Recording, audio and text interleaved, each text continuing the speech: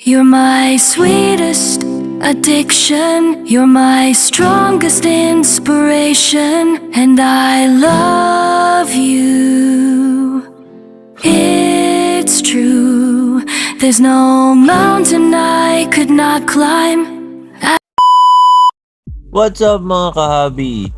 Welcome sa ating video for today. At yan, nakikita niyo po ako dyan na naglilinis ng mga aquarium dito sa Petflix backyard. Ayan, nire-ready po natin ang mga tank natin dahil tayo po ay magre-restock ng mga bagong fishes. Ayan. So, lagi po natin yan ginagawa. Actually, weekly po tayong nagme-maintenance ng mga aquarium natin. Lalo na ngayong tag-init, mabilis magdumi yung tubig o tubuan ng mga algae.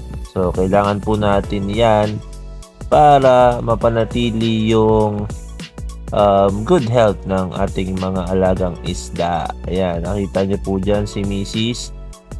Nakita nyo rin po yung first part ng video. Actually, itong video na to, ginawa po namin para iparating na ang pag-aquarium po ay hindi para sa mga single. Hindi, joke lang. Actually, 2 hours kaming naglilinis ng mga aquarium dito sa Petflix. 15 minutes doon yung yapusan namin na nakita nyo sa first part ng video. Hindi, joke lang syempre. Pero aminin natin, iba pa rin yung suportado ka ng partner mo o yung girlfriend mo o yung asawa mo dun sa mga bagay na gusto mo o dun sa hobby mo. Iba yung nabibigay na saya kapag parehas yung ginagawa yung mga ganitong bagay. So ano pang inaantay nyo? Yakagin nyo na yung mga partners nyo dito sa Petflix backyard at sabay nyo i-enjoy ang hobby.